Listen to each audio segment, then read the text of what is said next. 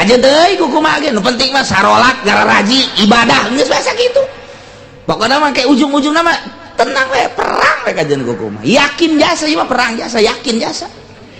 lain 100% deui mah 100 sama 100 ieu perang jasa ieu mah kumaha teu perang atuh ndeu kumaha teu perang mimiti perang pasti jeung pemerintah ieu mah di Indonesia mah lantaran pemerintahan geus benar-benar liberal air rakyatna masih kene make Quran berarti pajiin pemerintah kakenca masyarakat kakatuhu diais kiai-kiaina supaya masuk liberal hiji dua asup deui ka urang nu diliberalkeun 50 dibawa ke Amerika dibere dididik ditanggal liberalkeun jil ngaranna tetep bae datang ka urang disengserikeun ku santri bergerak sih di situ mal bisa. Allahumma ya qadiyal hajat Allahumma ya qadi. A'udzu billahi minasy syaithanir rajim.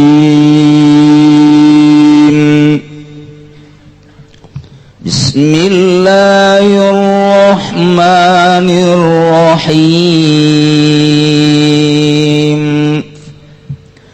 فترى الذين في قلوبهم مرض يسارعون فيهم يقولون نخشى أن تصيبنا دائرة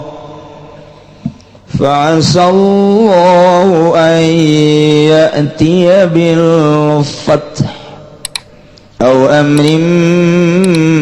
من عنده فيصبحوا على ما أسروا في أنفسهم نادمين Wallahu a'lamu bimuradi fatara maka ningali sira Muhammad alladzina ingongake kang ikut tetep ing dalam pirang-pirang atine alladzina maradun utai gering dha'fu tiqadin tegese lemah pertekadan Abdullah bin Ubay al-Munafiq ya ki Abdullah bin Ubay al-Munafiq kang munafik yusariuna ala aga-agian ya alladzina kabepihi ing dalam Yahud lan Nasrani lan Nasara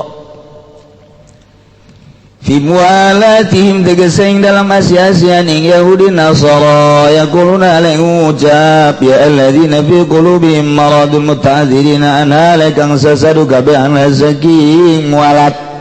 nakhsha tusibana ing labana akhsha wa di ingsun sadaya tangenani na ingsun sadaya dairatun apa bencana yaduru bihadaru kang muter biha kalawan dairah apa dahru ben apa daru zaman alaina ing atas ingsun sadaya min jadabin saking paila au galabatin atawa dan lindi walayatim wa amru Muhammadin lan le orana sempurna apa perkara Muhammad atu palaya miruna maka ngaembargo atau ngabekot aya Yahudi lan Nasrani na ingsun sadaya atau maka orang ngaweakeun papanganan ya Yahudi Nasrani na ingsun sadaya qala ta'ala ngada wallahu ta'ala Fa'asallah maka manawasafa Allah iku yantankan ya Allah bil fatih kalawan ngamenangkan bin nafsi tegese kalawan nulungi nabihi kalawan kadue nabi Allah liazari dinihi kena ngalahirkan agamanya Allah amri mina ini atawa perkara kang tetap saking sanding Allah bihat kisatil munafikin kalawan ngabuka ada ngarumpak tutup ongkang munafik kabeh waktu dhahihim lan kama melehe iya munafikin Fayusbihu magadadi yang munafikin gabi alama saru ingat sebarang kang nyamarkan yang munafikin gabi piampusim dalam pirang awak yang dalam pirang atine munafikin minasaki yatana saking mang-mang wa mualatil kufar lana sia-sia ning pirang-pirang kafir nadimina iku kang kaduhung kabeh وَيَقُولُ الَّذِينَ آمَنُوا أَهَؤُلَاءِ الَّذِينَ أَقْسَمُوا بِاللَّهِ جَهْدَ أَيْمَانِهِمْ إِنَّهُمْ لَمَعَكُمْ habitat a'maluhum fa asbahu khasirin. Wallahu a'lamu bimuradihi wa yaqululan ngucap bi rabbika lawan dan baca ropa istinapan ala istinab biwawin wa duna kalawan wawulan oranana wawu wa yaqulu atawa yaqulu tapi nasbi kelan kalawan dan mazana aslan dan baca nasab aqtafana dan atabakeun alayati ing atas lapan yatia wa yaqululan ngucap sapa alladzina wong akeh amanu kang padang imankeun ya alladzina kabeh li ba'dihim kalu setengah ya alladzina idza hutika satum tatkala den langgar opo itu tutup ya munafikin ta'juban karena ada ta'jub ulai anda tahu-tahu kila samudayane wong alladzina iku akeh aqsamu kang pada sarumpaya alladzina kabeh bilaing Allah dia ada imanim kalawan nemen pirang sumpah ya alladzina goya tajhadim kalawan katog ittihade atau nemen-nemene alladzina fiha ing dalam iman innahum la ma'akum ing satuhune alladzina ikut tetap sumertana sira kabeh fi dini dalam agama wala ta'ala ngadaw Allah ta'ala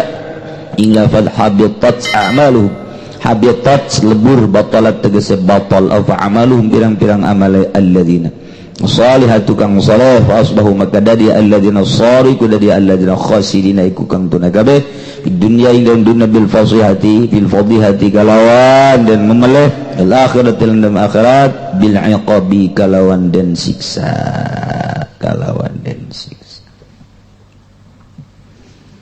kamari Gusti Allah geus ngajelaskeun sing hade ulah aya dedeh-dedehan jeung asih-asihan larangan keras antara mukminin jeung kafirin aya larangan ulah nyieun pamimpin ti golongan Yahudi jeung Nasrani ulah bersama sakala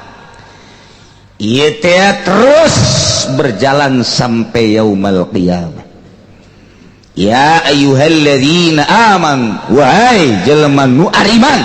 di Indonesia khususnya kiwari la tattakhidul yahuda wan nasara auliya ulah rek ngajaradikeun Yahudi jeung Nasrani sebagai wali-wali sebagai pemimpin-pemimpin pengurus-pengurus ulah bae sama sakali nyana mah ba'duhum auliya'u ba'd sebahagian Yahudi jeung Nasrani eta dedeh-dedehan asih-asihan aya persekongkolan lantaran nyana sarua dina pada kupurna geus Yahudi jeung Nasrani mah memang ngahaja nyana teh deuk ngahancurkeun Islam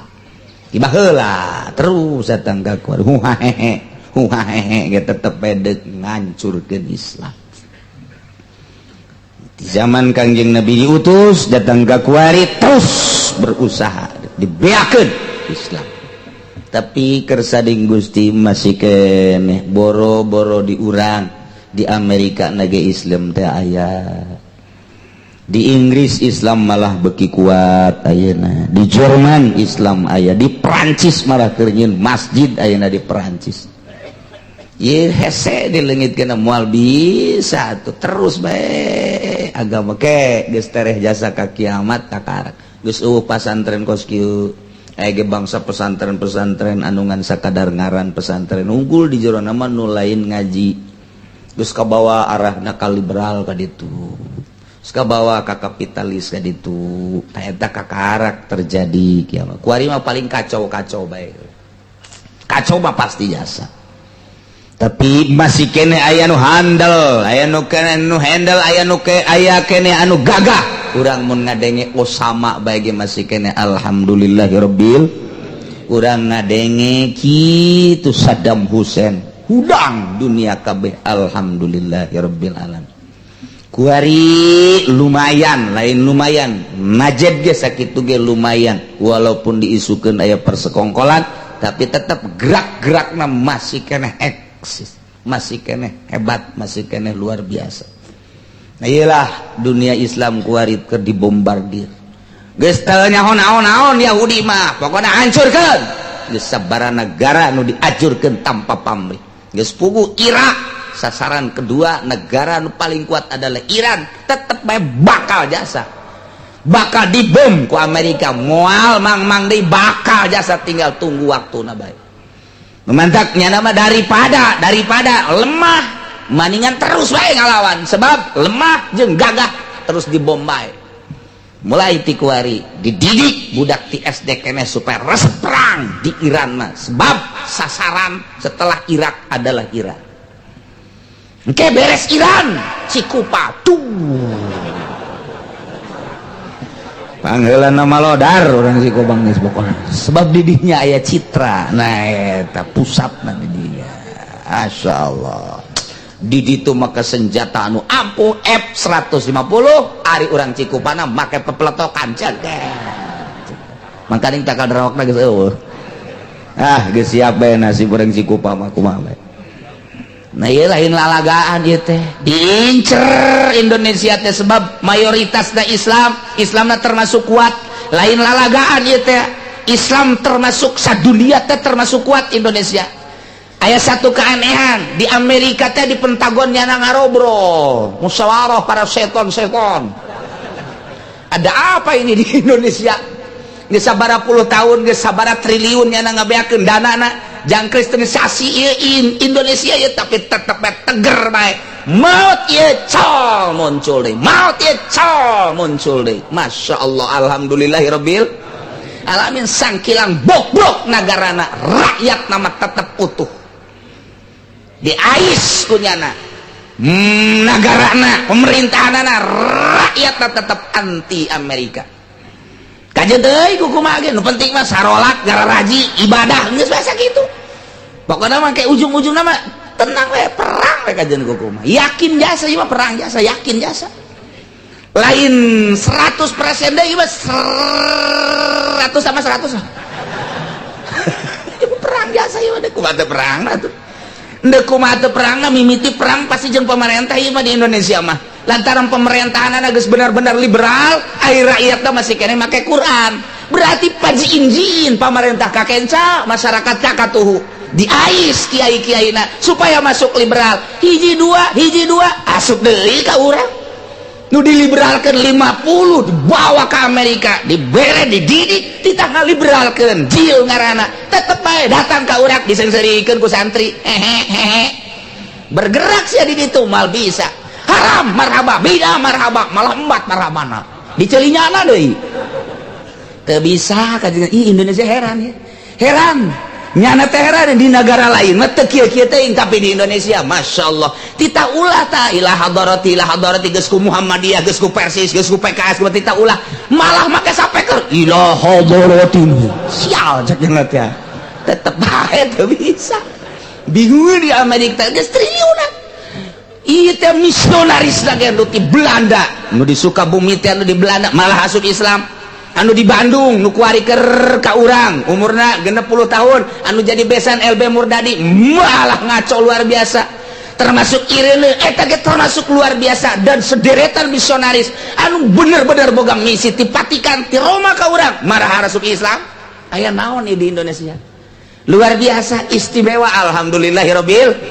alamin. Seger bae di Indonesia, komo muludan mah dog beres bawa berkat seger eta. Ih, kita bisa dilegitkeun teu bisa. Mata kalau mau nanyakeun pasar Cikupa jeung pasar Kemis, ieu sih iraha nyenggolna tukang cau caknya ketika bulan Maulud. Datang ka cau nu petot beak kabeh. Berkah Kangjeng Nabi cau nu petot bae beak geus pokona. Nu disebut cau hansip teh beak kabeh. Ieu berkah Maulud. Insyaallah. Eseun di Indonesia mah lain lalagaan, sebab di golongannya anak malah sudomo teh lain jelma letik, kemudian nyana teh diutus ku Vatikan ka dieu titah ngakristenkeun Indonesia, kristenisasi modalnya na bage miliaran encan ti ditu dibere hidayah ku Gusti Allah asup Islam. Nyana kuari ngomongna Islam bae cak nyana teh. Jangan sekali-kali ikut agama Kristen, salah itu cekan, salah. Komo imanu di Bandung teh Matius ngomong nage salah total. Orang yang masuk Kristen itu salah, sebab tidak ada instruksi dari Tuhan bahwa Isa adalah Tuhan, tidak ada. Tidak ada. Lamun dibacakan sejarah nanti memeh Kangjeng Nabi. Ti memeh Kangjeng Nabi 300 tahun sebelum Kangjeng 350 tahun sebelum Kangjeng Nabi eta teh aya kitu perkumpulan dewan-dewan gereja ngabahas tentang ketuhanan yang asli. Dibahas bahwa Isa mah bukan Tuhan, dicerca langsung harus dituhankan. Tak iya anu besar anu gede-gedean mah setelah Konstantinopel. Tak eta teh anu trinitas, Bapa adalah Tuhan,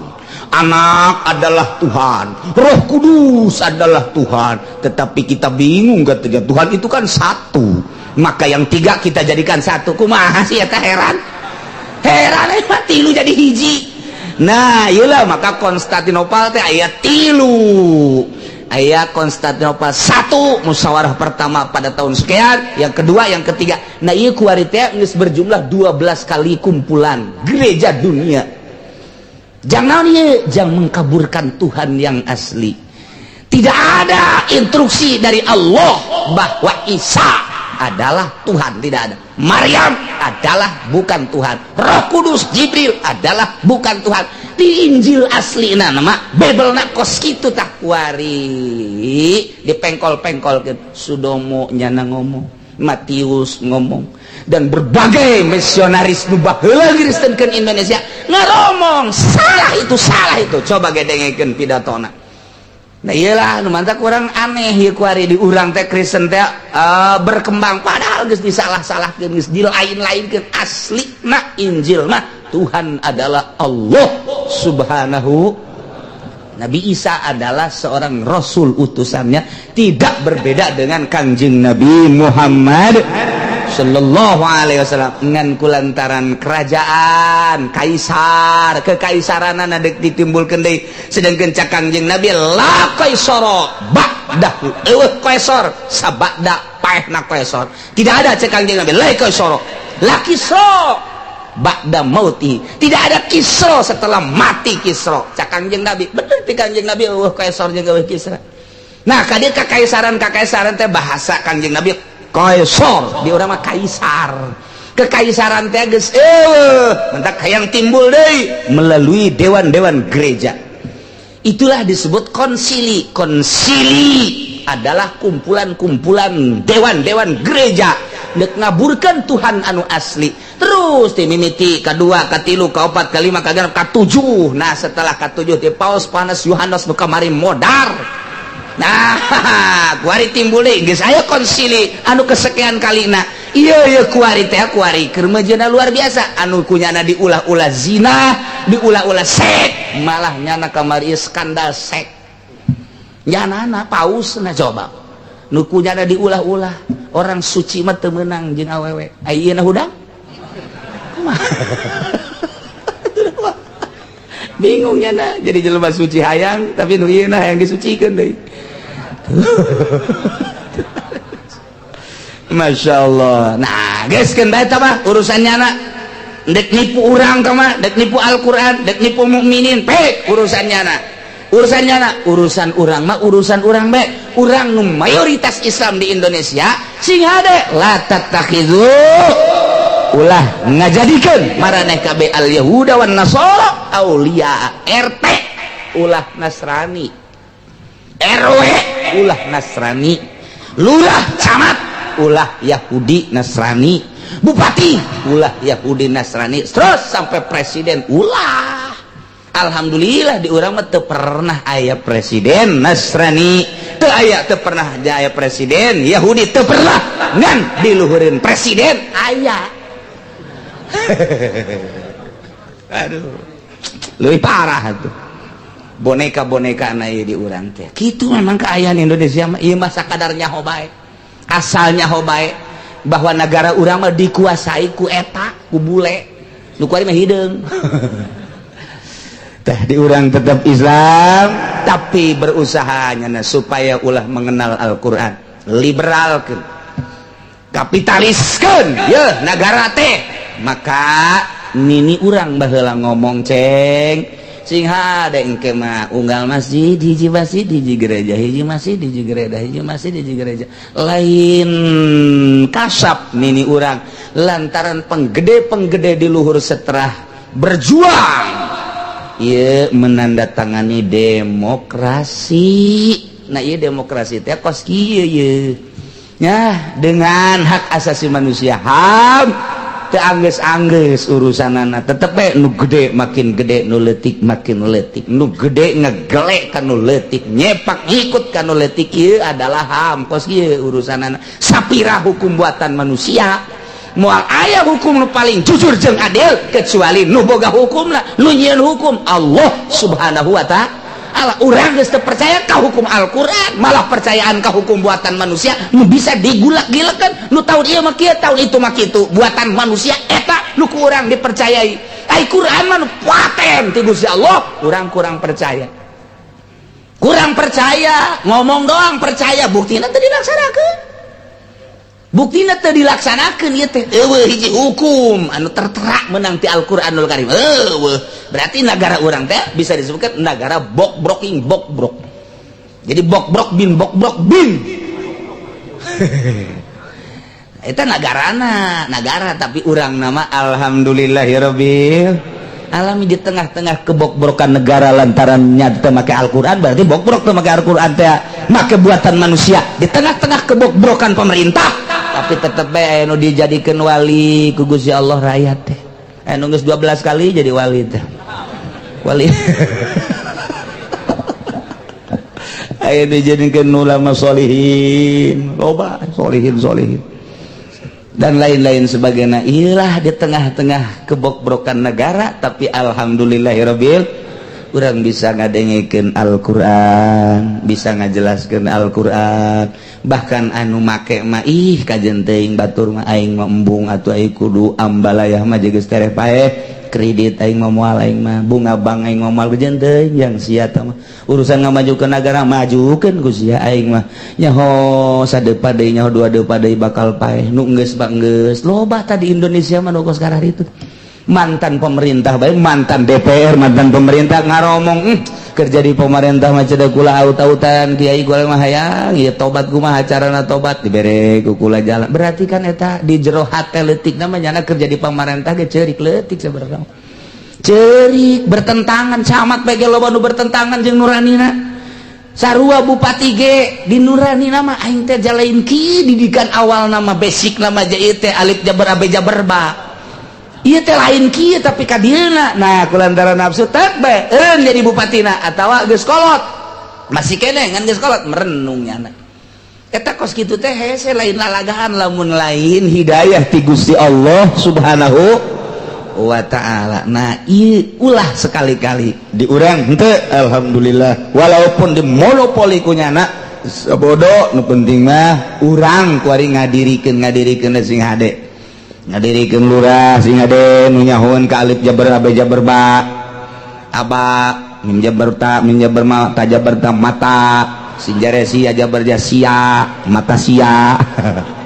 sing ade ta itu keneh bangsa bupatina gubernurna anu bener-bener cinta bangsa jeung negara nu bisa ngabangun ulah sambarangan atuh ieu hartina ai bagus jeung jujur jasa mah moal ngan lumayan bae di tengah-tengah kerbok-brok aya nu lumayan urang di jero nu lumayan abeh ngeunaheun lalu gina teu pati hararedang teuing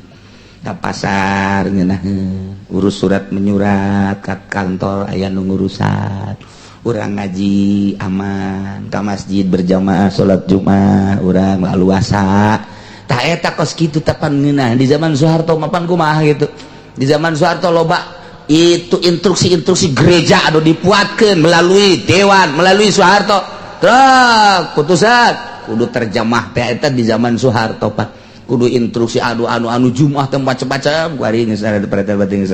ada henteu deui alhamdulillah tinggal kitu jeung kitu nah iyalah ulah sakali-kali deui nyeun pamimpin Nasrani jeung Yahudi lantaran cak Allah indallaha la yahdil qaumaz jelema nu ngajadikeun pamimpin Yahudi jeung Nasrani zalim sedangkan cek Allah moal mere hidayah jeung petunjuk ka jelema nu zalim sing ada urang teh ulah termasuk jelema nu zalim fataral ladzina fi qulubihim maradun yusari'una fihim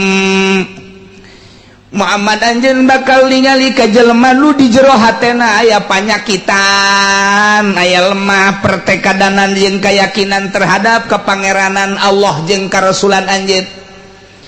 seperti Ki Abdullah bin Ubay anu bener-bener jadi tokoh munafik teh ieu bakal kadul nyana engke gegeuraan nyalindung ka Yahudi jeung Nasrani nyana bakal ngajadikeun Yahudi sebagai pemimpin ninggalkeun anjeun yaquluna ngomongna nakhsha tusibana dairah tempan urang kabehan besi kakenaan ku bahaya ku bencana lamun urang teu nyalindung ka Yahudi jeung Nasrani engke di akhir urang bakal kumaha sedengkeun kepemimpinan Muhammad teh can jelas can sampurna kakarak endek agag-agagan hungkul lah mending nyalindung ka nu jelas bae ieu antara Abdullah bin Ubay jeung Ubadah bin Somit cek sariwayat mah ieu teh keur pelebah kitu naon ngaranna Khandaq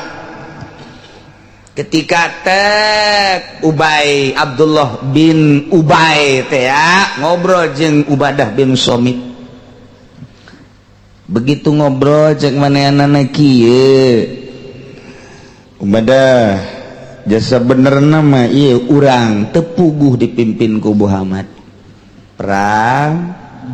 sanggesa perang urang can karuhan menang jeung eleh mun urang eleh urang diembargo pan ku Yahudi hese dahar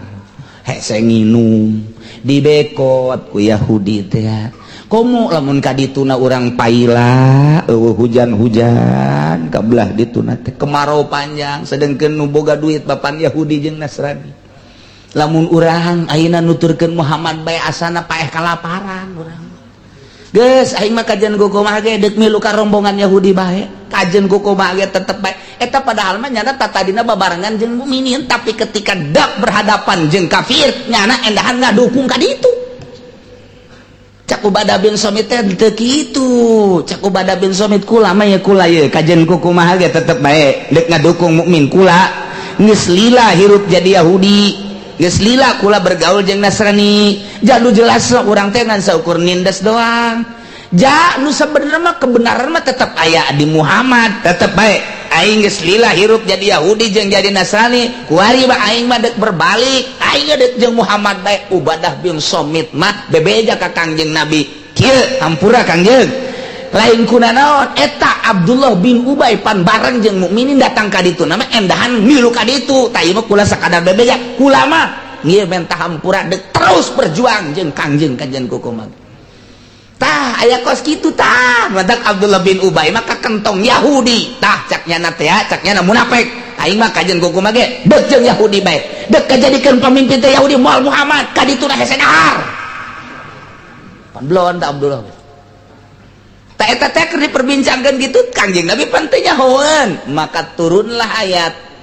fataral ladzina Muhammad anjeun bakal ningali ka jelema nu di jero hatena aya gering aya panyakitan lemah pertekadanana nyana gegeuraan bae dedeuhan asi-asian ngajadikeun pamimpin ka para Yahudi jeung Nasrani ieu bakal kadeule jelemana ngaranna Abdullah bin Ubay bin Salul nyahoan geus ku Kangjeng Nabi ngomongna kumaha nyana yaquluna nakhsha bari mentah hampura ya ka Kangjeng Nabi kami berbalik na ka Yahudi rombongan Abdullah bin Ubay kami berbalik da ka rombongan Yahudi teh ye kami terarempan antusibana dairah besing ke perputaran waktu aya paila kami lamun milu ka Yahudi mah deres we disuplai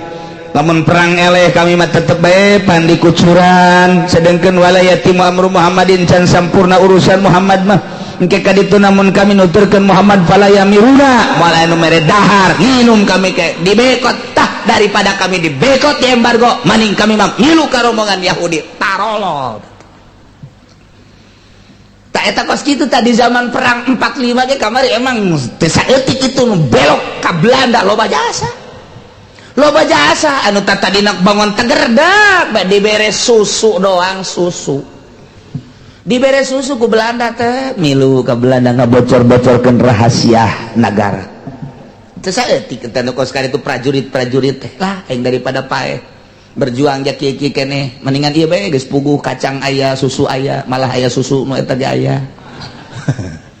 teu saeutik teh diurangi kos itu masyaallah ya kari atuh kiai ge sarua bae aing berjuang negakeun agama Allah deuk bae dipanggil ku Golkar dayahna ieu bae juga naik panggung hidup aing nu kamari mamawa takrib nu kamari mamawa Riyad ku hari mamawa anak map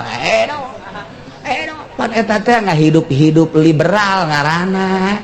nu manta kiai ararembung ge lain teu bisa ngomong lain teu bisa naon jadi kos kitu teh ji pan aing ngagugulung Quran pan Quran mah bertolak belakang jeung eta demokrasi jadi Quran mah aya ge demokrasi teh di jero syariat ari ieu mah demokrasi teh jadi huluna jadi kadituna teh pan ieu teh pemerintahan pan lain Quran aya sapopoe nu diceklan takrib jeung Riyad aya di panggung hedo cak Allah ditolol tak kiai morosot baralik santri baralik geus lain Quran deui baralik kiai Golkar rata-rata muridna baralik kabeh nyana sok mikiran kunaon nya jaca aing cenah maca kitab kitu-kitu keneh ngajelaskeun kitu-kitu keneh hate sia kiai goblok emang golan pan ku sia teh dibilukeun hate sia ka demokrasi ham ka ditu pan nu dipabaca ku sia Quran disampaikeun ka santri Quran aya sia hidup-hidup eta Allah nalekeun tolol da budak ngagugulung Quran tapi anu dihidup-hidup gitu Amerika nu dihidup-hidup Belanda tolol tama kiai itu nu lain kiai oh nah memang pinarakaeun sia cak lain kiai sial atuh kumaha tah hidup-hidup kos kitu ieu mah keur carita hukum nu asli mah Al-Qur'an dibawa ku kiai dikitabkeun jadi takrib jadi Riyad kabelah dituna nu ku urang dibaca tadi kabelah dituna mah atuh ku Imam Syafi'i ayeuna ku jana ngan dibaca doang nu dipake eta kitabna salah tuh tanu mantak teu kapercaya ku masyarakat rukun wudu nu kaluar ti sungut kiai Golkar teu laku bae kajian hukum lagi di zaman Soeharto mamarahannya na marah tinggal marah aja sama Allah nu teu ngalakukeunana sabab naon lain disungut lain di hati ai hatena Golkar ai sungutna Quran itu bertolak belakang budak leutik yang ngisi ngan hitutan tut budak leutik hitutan besi teu kaharti salah hatena tah hate salah lain ngagungkeun Al-Qur'an deui tapi liberalisasi berarti ka dituna kristenisasi teh kiai anu ngahayu-hayu di dinya teh berarti ngangristenkeun gitu teh mun dijerokeun mah kurang jantra aing mah sia katipu nya ge henteu ngan katipu sia teh yaho berarti sia ieu teh cenah aing mah ngan seukur dibere motor doang leg-leg ku sia motor oh jerona kos kitu teh cenah meureun teh mah zaman Soeharto zaman kuari mah mimbabi aola zaman kuari mah sawaun kana fi zaman Soeharto wa sawaun kana fi zaman SBY iya pada bae ge iya ge weh ora beda ya mengkonon sia mah aduh juri kurang mau numpak kuda berka dieu tah atuh ya ieu mah kedeleng bengong mengkonon ge ora iso ya ya Allah ya Rabbi Gusti tah namantak mangga bae endek mah ulah urang naon sababna aing disarekan ku atuh ku Gusti Allah los ya are endek los ai endek mah pek hayuh bae tuh sia ngagugulung nu kos karar itu Qur'anna dibacakeun ka santrina tapi nyana hayu-hayu hukum menang manusia lamun nyaon kiaina tukang ibadah hudang ti peuting isin berarti lain di hati lain disugut isin atuh dibawa dipapagkeun make sedan dihidup-hidup ku masyarakat, hidup kiai, wah aing hebat cek jadat dair, naik kiai, hidup nomor 2, hidup khairul umur awsatu aja jadat dair, bang bagusna tengahna, aing awewe nu tengahna aja tolol teh kiai. Aduh sagada dipapageun dibere 3-4 juta eta Quran kunyana geus dilindes dileungitkeun, mantak teu percaya lah daripada aing santri nyeun yayasan aing. Emang orientasi ka dunia tuh dunia bae terus.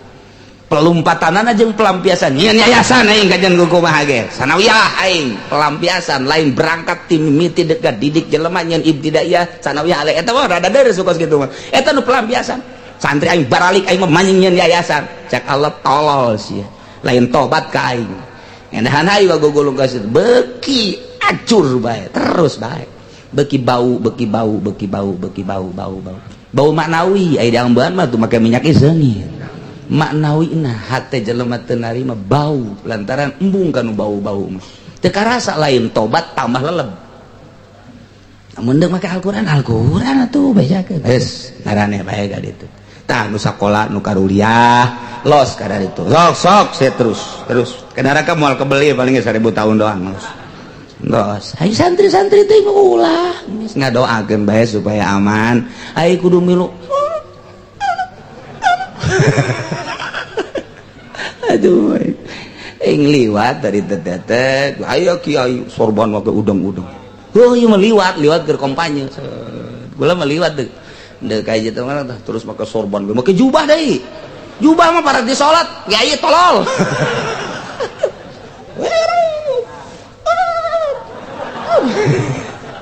Gula seri beri jadela aing wau kasih eta bener aja acak-acakan ka dieu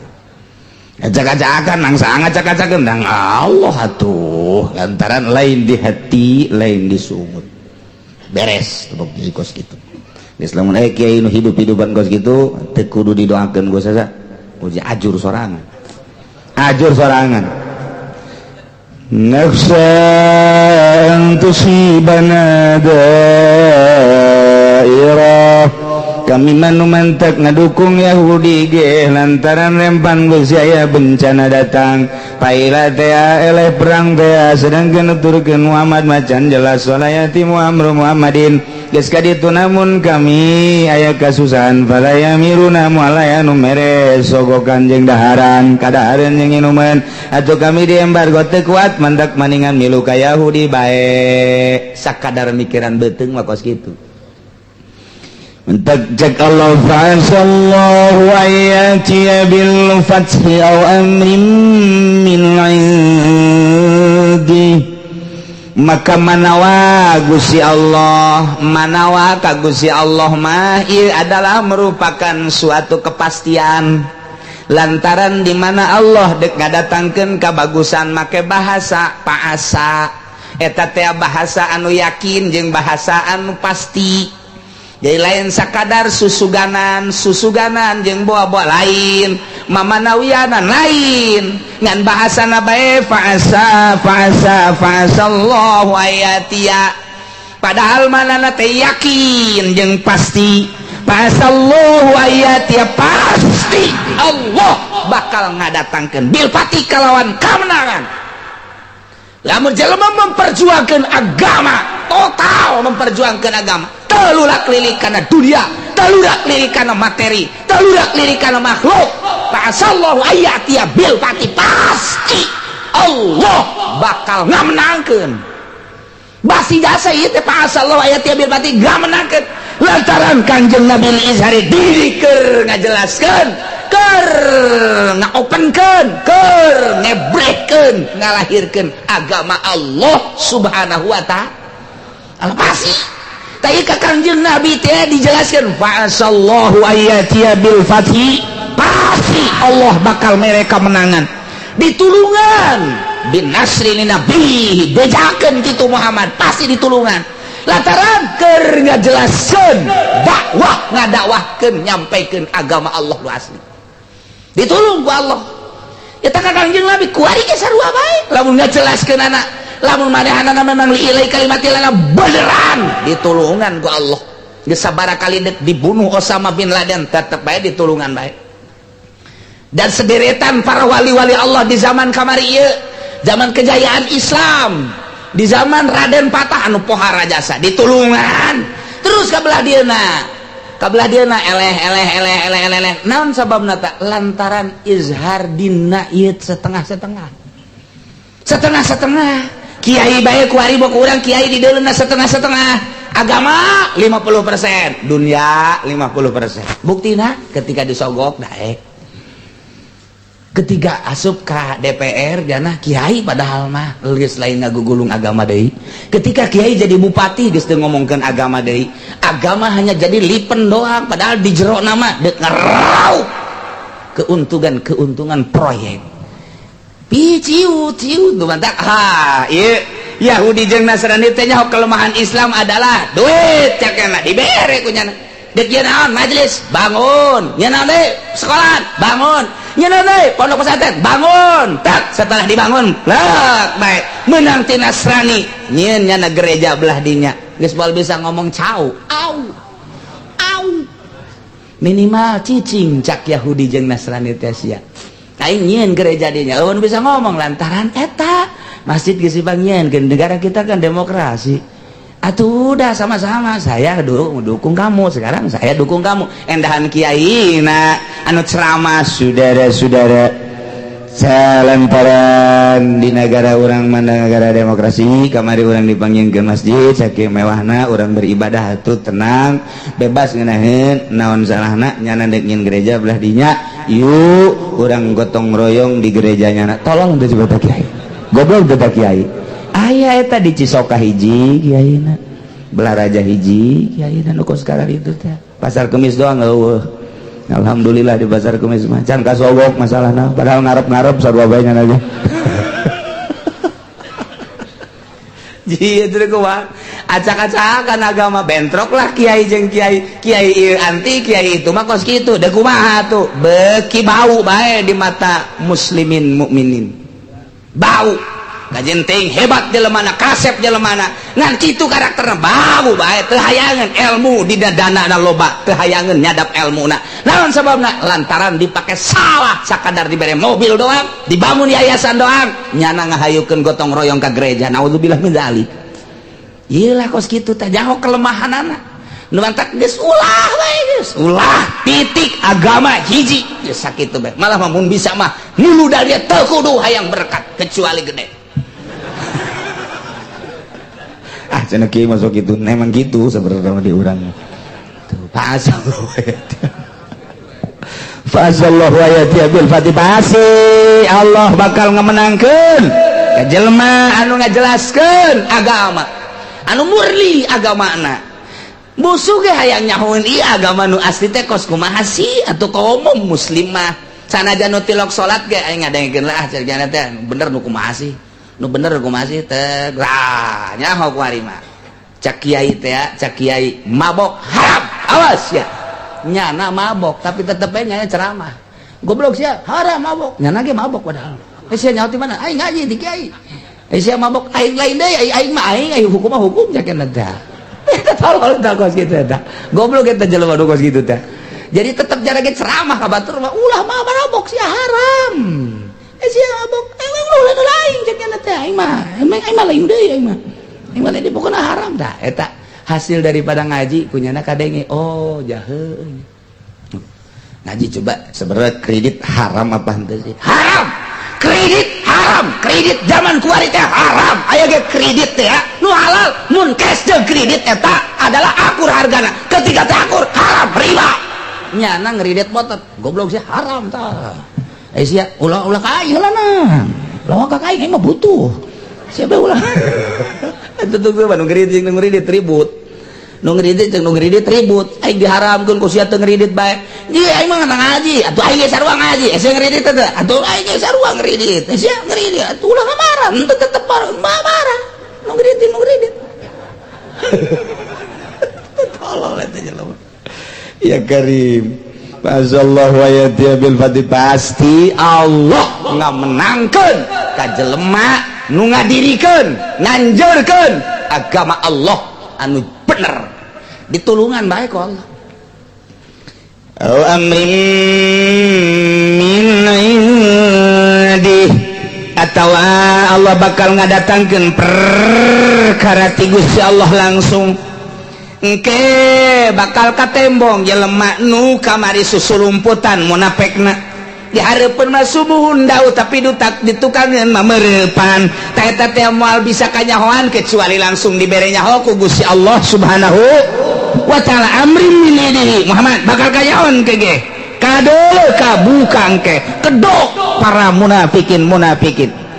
bakal kaisinan kege ku anjeun Muhammad bener bae nu tadina Abdullah bin Ubay jeung serombonganna di hareupeun Kangjeng teh waduh bertekuk lutut kumaha cek Muhammad bae tapi ternyata kakara dihareupeun jeung permasalahan perang leutik tapi tetep bae nyana ngagelok ka ditu. Nah ieu bakal kanyahoan cek Gusti Allah bener bae rombongan Abdullah bin Ubay bin Salul ieu adalah kanyahoan kedok kamunafikanana dibuka langsung ku Gusti Allah Subhanahu wa ta'ala fayusbihu ala ma asarru fi anfusihim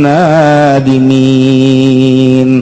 Maka jaradilah para munafikin teh karena naon nu kumanehna disamarkeun disimbutan di jero hatena kamang-mangan jeung asi-asian jeung para kafir hubungan-hubungan jeung para kafirin teh nadimina nyana kaduhung kabeh tadi namanya teh hubungan jeung kafir teh disumput-sumput dibuni-buni tadi mah kamang-mangan karaguan terhadap karasulan Kangjeng Nabi teh disumput-sumput dibuni-buni dirahasiakeun tapi kuari mah langsung ku Gusti Allah dibukakeun kamang-mangan terhadap anjeun Muhammad kemudian asi-asian jeung kafirin ngajadikeun kafirin Nasrani jeung Yahudi teh sebagai tulang punggungna sebagai pamimpinna kuari dijelaskeun ku Gusti Allah langsung jadinya akhirnya kabuka isin nu mantak payusbihu nadimin atuh akhir namanya jadi isin kanyahoan ku Kangjeng Nabi bahwa dirina ieu adalah geus teu iman ka Kangjeng Nabi atuh makin menjadi-jadi ku ari mah wa yaqulul ladzina amanu ahaula'i alladzina aqsamu billahi jahda imanihim. Tinggal mukminin bae anu nyaksikeun karombongan Abdullah bin Ubay teh heran kabeh ngararobrol hareran kabeh heuy kunaon coba urang karumpul di dieu cek mukminin bae aya teh Abdullah bin Ubay di hareupeun Kangjeng pohara amat nya depakna depak luar biasa aju di urang ngunaheun jasa ngomongna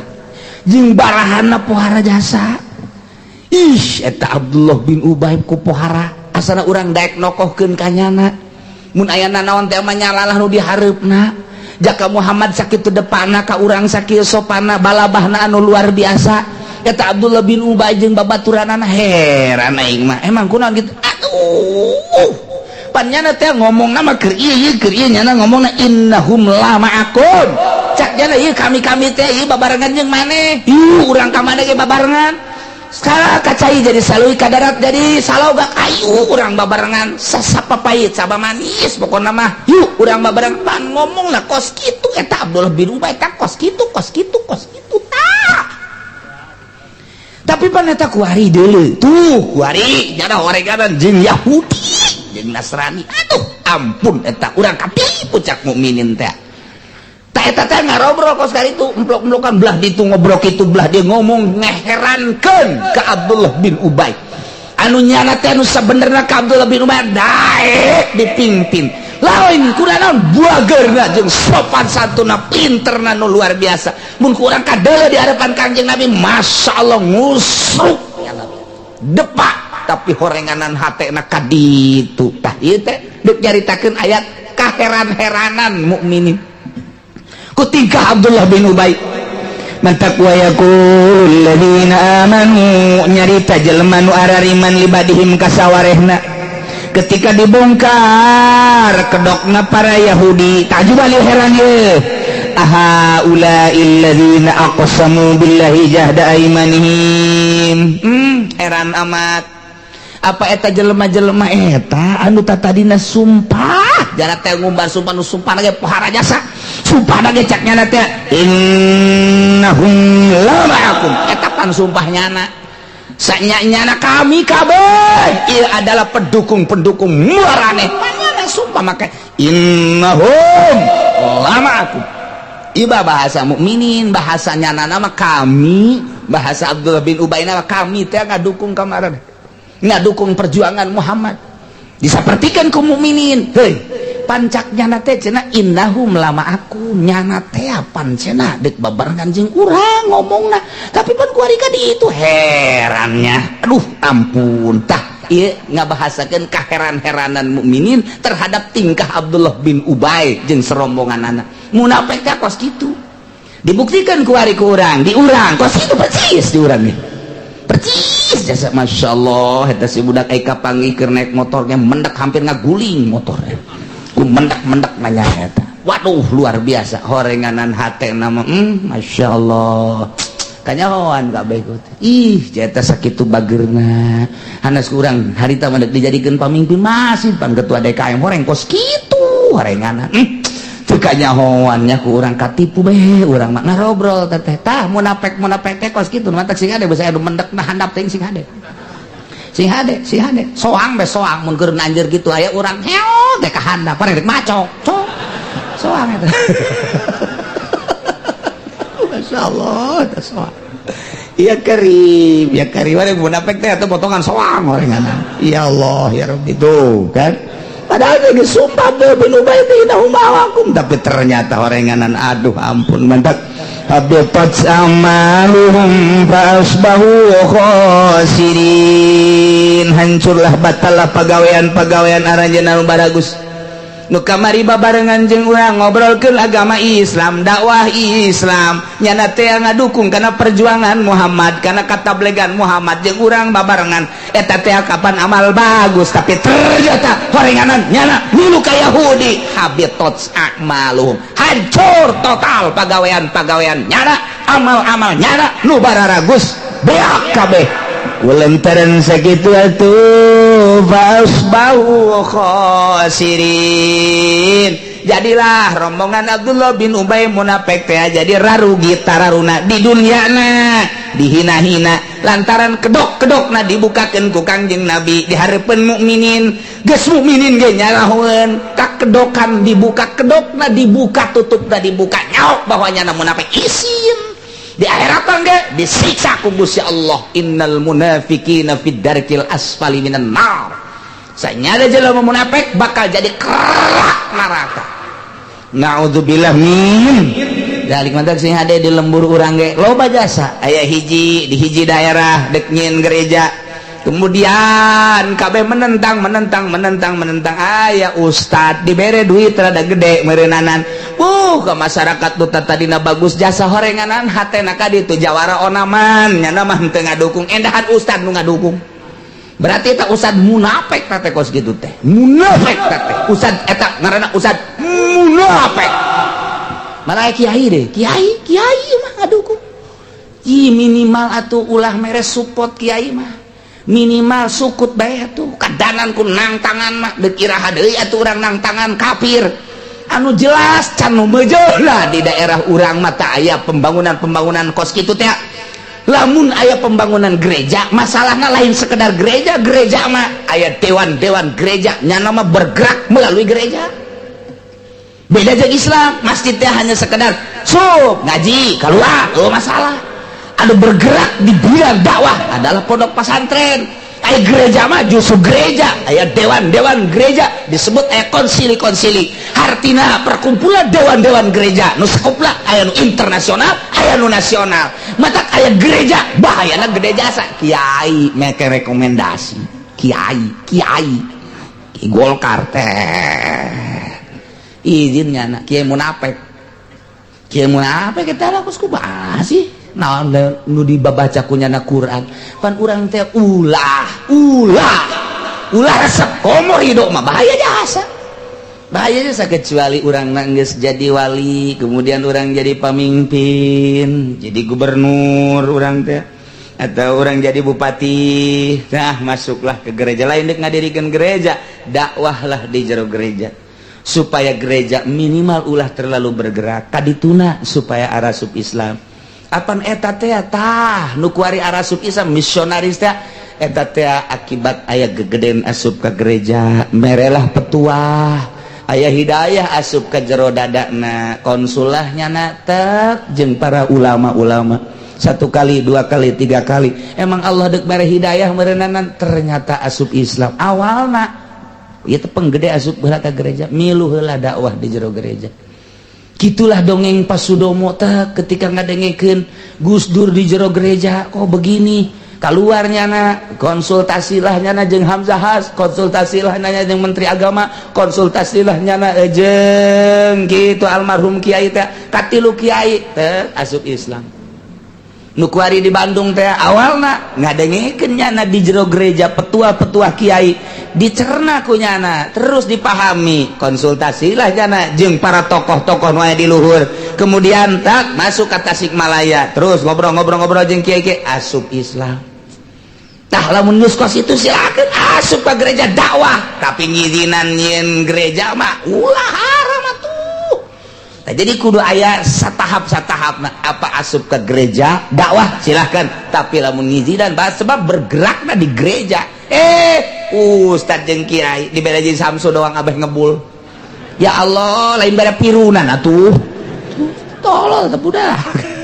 Masyaallah salametkeun yuk diri urang salametkeun yuk keluarga urang salametkeun yuk negara urang salametkeun yuk bangsa urang abe urang menang ridho Allah subhanahu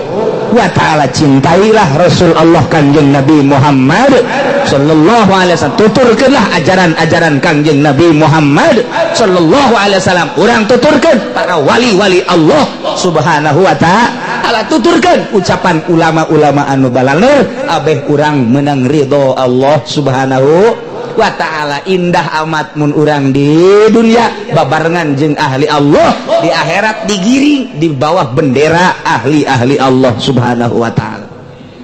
nikmat amat meureun urang ngeungkeuy ngabandayeut ka sorga ninggalkeun ahli-ahli dunia ninggalkeun ahli-ahli hukum-hukum manusia urang mah lantaran nuturkeun para ulama ka sorga tinggal anu kuarina menuhankan hukum-hukum manusia ngajeblos asup ka neraka jahanam naudzubillah min dzalik wa min sakali mudah-mudahan urang kabehan disalametkeun keluarga urang anak incu urang disalametkeun tatangga urang ge disalametkeun ku Gusti Allah batur urang mukminin mukminat disalametkeun sehingga urang bener-bener menang ridho Allah subhanahu wa ta'ala bi barakati ummil Quran al-Fatihah.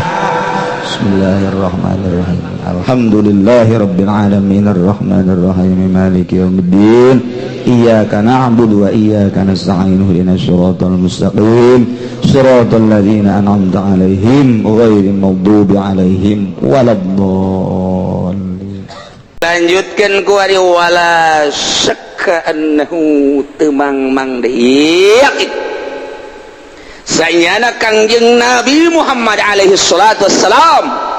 babullahil a'zam lawang menuju Allah nyana anu nungtun urang yap ka dieu yap yu hayang ka Allah hayu cek Kangjeng Nabi hayu kula mah utusanana wauh jasa jeung Allah besi hayang kapanggih jeung Allah hayu wasyafi'ul akram nu tukang nulungan ka Allah abdi mah bobolokot geus tanggung jawab cek Kangjeng Nabi hayu pan aing mah ieu teh boga syafaat hayu cek Kangjeng Nabi tuturkeun hayu ka dieu yap weh mantep jasa abdi mah keur baringung deketan kulapan kulama deket ka Allah abdi boga keperluan macam-macam hayu ka dieu hayu dibejakeun ja Allah atuh anu bakal ngahasilkeun hayu ka dieu Kangjeng Nabi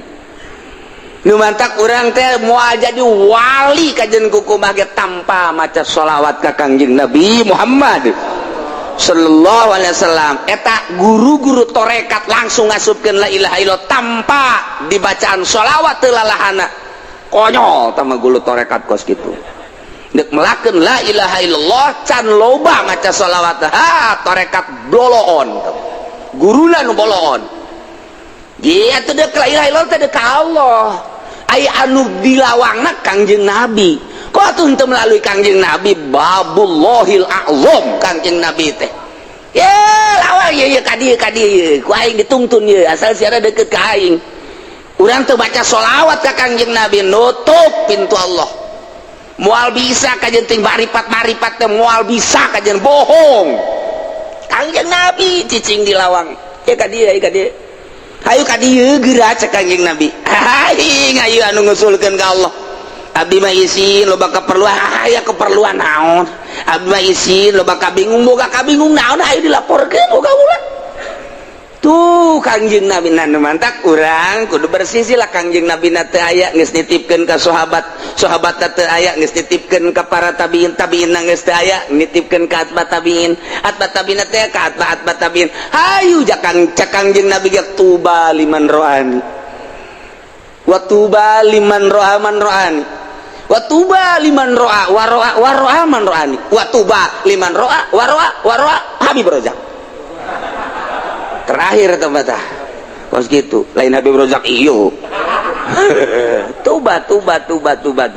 tinggal deketan ieu saha nu sok loba maca sholawat ijazah sholawat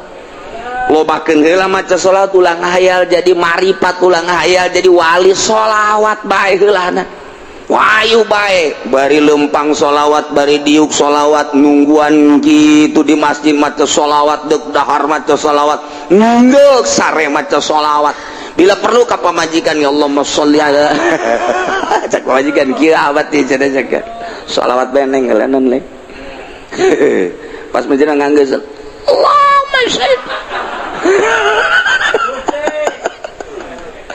cak pamajikan Habib kok napa ngededet sholawat nih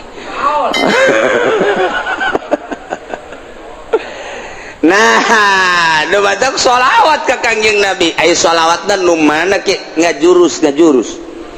lamun sholawat munjiat qadiriyah wa naksabandiyah kadituna sholawat nariyah syadziliyah sholawat fatihah ieu kadituna adalah tijaniyah sholawat atuh kaditu aya jurusan sholawat teh deka mana ieu urang aya ka jurus jumlah sabaraha sih kieu sholawat saeutik 4444 sholawat saeutik ngitungan mah bisa aya teh nu talar mana hiji naon Allahumma sholli ala Muhammad eta doang hiji jeung Ibrahimiyah paling ge eta bae geus tahan mata kita baca berzanji teh sholawat assalamu alayka zainal anbiya ya assalamu alayka atqal azkiya ya assalamu alayka eta teh urang lamun nyaho kahartina indah jasa alsfal asfiya ngeunaheun azkal azkiya min rabbis samai terus nu mantak ngarenung bae urang peureum benta jeruk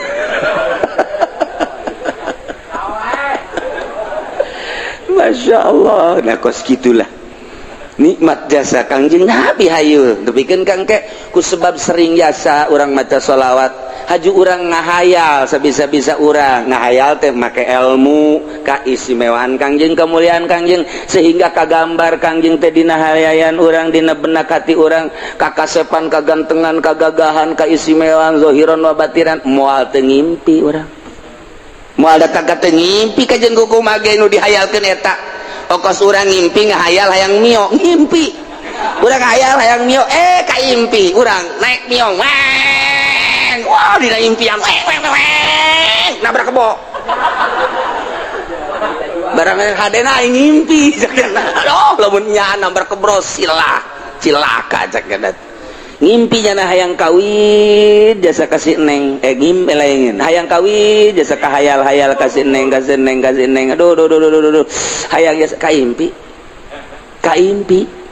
kapanggih dina impian oh neng Masya Allah padahal mah dina asli nama teu bogoh dina ngimpi mah bogoh asli mah henteu geus ditolak sama barakali geus ditolak sama barakali tak usah ye dina surat lagi geus aya kos gituan tah nonsen macem-macem lah dina impian mah nyana daekeun nyana kurang dibawa waduh kos film India Romi Yuli kapagi nyana wah aja gugulingan kos dina film India ngobrus aya kali gedebur ka kali sial adena ngimpi doang tah eta teh impian teh nu mantap kabagi aya impian anu asli aya impian kembang aya impian khoyal tilu urang meuli gerege kitabna ya gitu atau aya karangan Imam Ghazali Ta'birur Ru'ya aya Ta'birur Ru'ya nu meuli kuring leutik aya karangan Imam Ghazali caritan ieu supaya ngimpi nu asli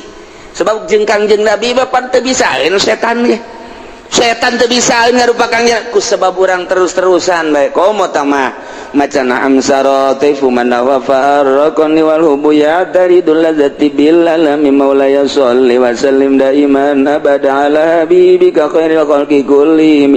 amsara taifu man wa farqani wal hubuyat daridul ladzati bil alami maulaya sholli wa sallim daiman abada ala habibika khairil khalqi kullihim min amsara taifu man nah dibaca kurang meme sare wudu heula tas ngala wudu mandi nu bagus mandi heula tas mandi ngala wudu make pakaian serba putih make sesengitan sila urang hadiah heula ka guru urang anu ngaijazahan haju ka sahibul mu'alika ta'libna yani Imam Busiri kemudian langsung dikhususkeun ka Kangjeng Nabi macana dinazomkeun barengan ku maulaya sholli bari jeung nyaho kahartina dibaca datang kareup sare sok kira eta syaratna kos gitu doang teh syaratna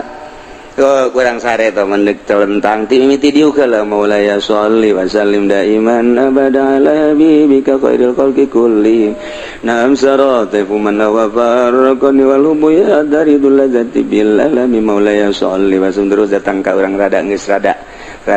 naon karangarana engkeut-engkeut rek sare ngedeng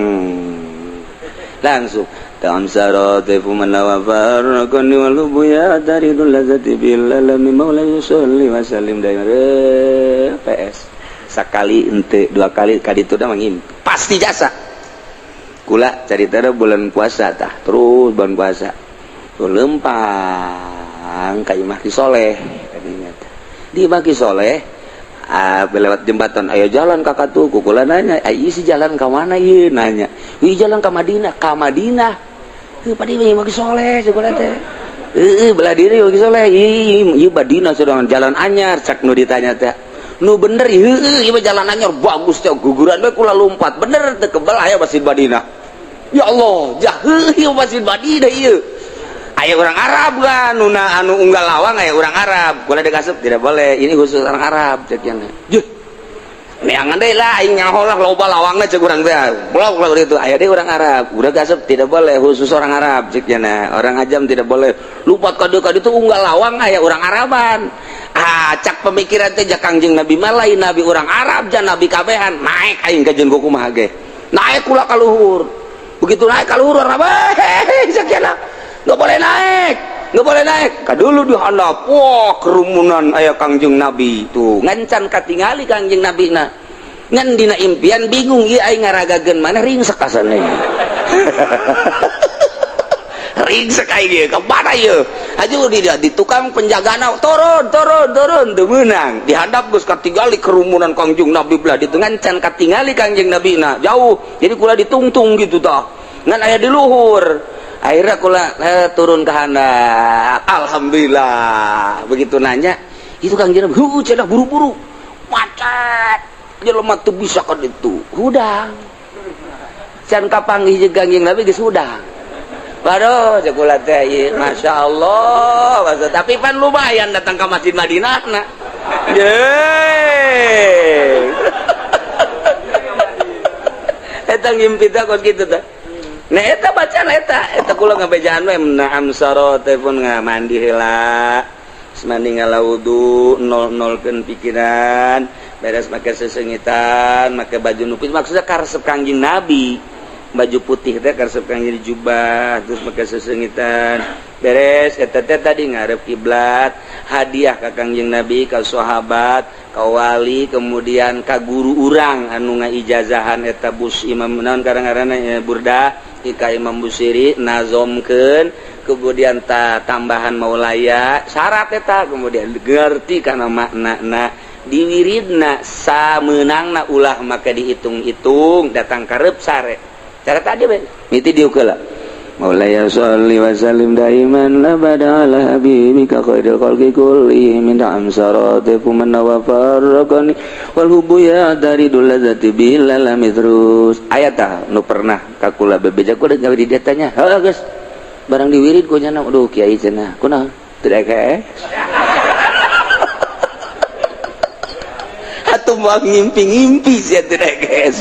ya Allah cenah kula teu daek jadi puyeng mah tungtungna mah eureun atuh sia eureun bahaya ke geus teu katekan berarti mah kos kitu mah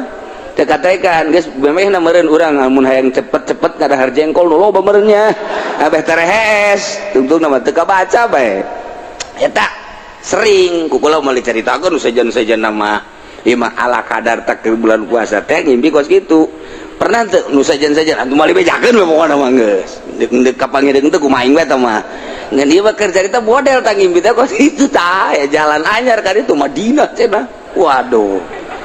bener masjidna aya teu kebal teh kan eta dijagaan gitu tapi eta dina ngimpi mah urang Arab teh bisa ngomong sudah deui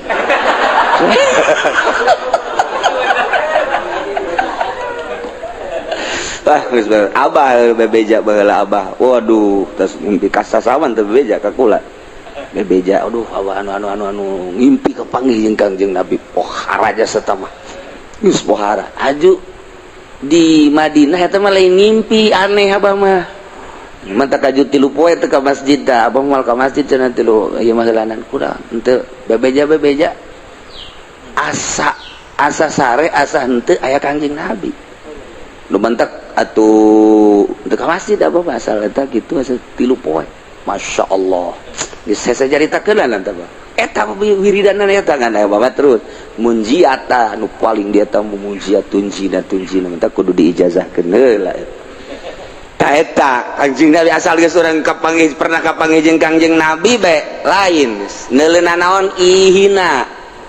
neuleunan teh hina eueuh deui pang indah-indahna ngimpi kapanggih jeung Kangjeng Nabi mah geus indah jasa nikmat jasa kababayang bae deui moal poho-poho indah kapanggih jeung Kangjeng Nabi moal poho-poho jeung direresep kana maca sholawat teh diberesep aya nu kabari bebeja maca sholawat mujiat cenah kiai haju ngimpi kunaon kapanggih jeung maung wah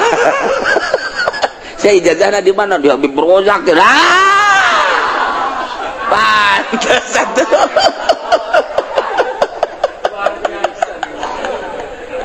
aduh Masya Allah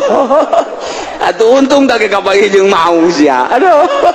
gagah maung mah ih salah ijazah masalah teh sia nyaho cenah diberen aja kos kitu nah iyalah Kangjeng Nabi bahkan aya walillahi darus Sayyidil Bakri wallahu a'lam bissawab